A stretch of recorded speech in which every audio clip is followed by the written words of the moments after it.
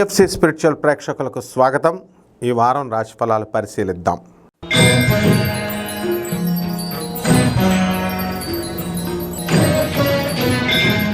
కర్కాటక రాశి. ఈ కర్కాటక రాశి వారికి మనకి జన్మంలో కుజుడు 2 ఏప్రిల్ 2025 సంవత్సరం నుంచి వస్తుంది. కాబట్టి మనకందరికీ కూడా పిచ్చి కోపం ఎక్కువ వచ్చేయడానికి అవకాశాలు ఉన్నాయి. దగ్గరగా ఉన్నటువంటి ఖరీదైనటువంటి వస్తువులను బదలగొట్టేయడానికి అవకాశాలు ఉన్నాయి. కాబట్టి గొడవల సమయంలో వస్తువుల దగ్గరగా ఉండకండి.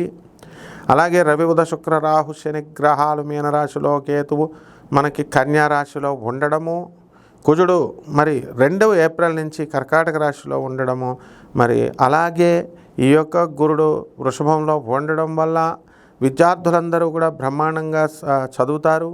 అలాగే వృత్తి వ్యాపార ఉద్యోగ విషయాల్లో మంచి అనుకూలత ఉంటుంది. ఇన్కమ్స్ బాగా పెరుగుతాయి.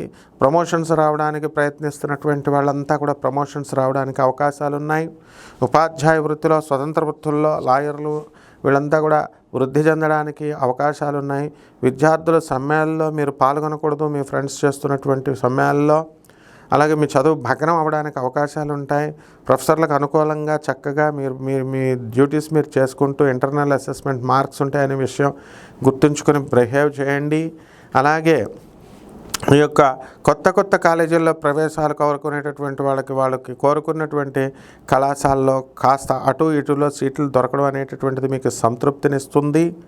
ఇక చేపల రొయ్యల చెరువులు, పబ్స్, రెస్టారెంట్స్, బిజినెస్లు చేస్తున్నటువంటి వాళ్ళ పరిస్థితి బాగుంటుంది. సినిమా యాక్టర్లు మంచి అనుకూలత కలిగి ఉంటారు.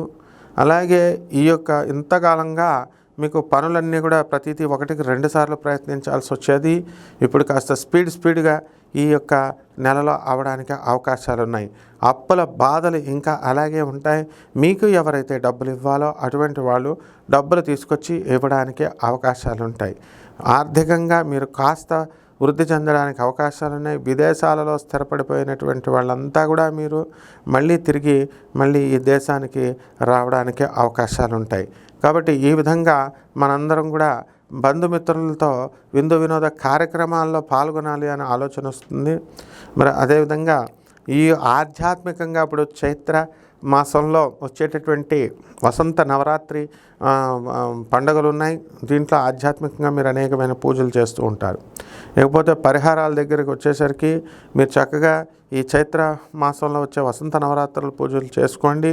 రావి చెట్టు చుట్టూ ప్రదక్షిణలు చేయండి. అలాగే ఈ యొక్క మనకి ఇది కర్కాటక రాశికి సంబంధించింది కాబట్టి కుజుడు బాగుండలేదు కాబట్టి కుజ జపం చేయండి, కుజ స్తోత్రాలు చదవండి. కుజుడికి కిలోంపావు కందుల్ని, ఆవుపేడ ఎర్రని రంగు ఉన్నటువంటి వస్త్రాలను ఇచ్చి పేద బ్రాహ్మణులకు మంగళవారం నాడు ఉదయం 9 గంటలకి దానం చేసుకోండి. అలాగే దశమహావిద్యల్లో ఒకటైనటువంటి మన బగళాముఖి అమ్మవారి యొక్క హోమాన్ని మీరు జరిపించుకోండి, లేదా ప్రత్యంగర అమ్మవారి యొక్క హోమాన్ని మీరు జరిపించుకోండి. అలాగే అమ్మవారిని బెజవాడ కనకదుర్గమ్మ తల్లి యొక్క పాదపద్మాలకు మీరు కుంకుమతో అర్చన చేసుకోండి. ఈ విధంగా చేసుకుంటే బ్రహ్మాండంగా ఉంటుంది. శుభమస్తు.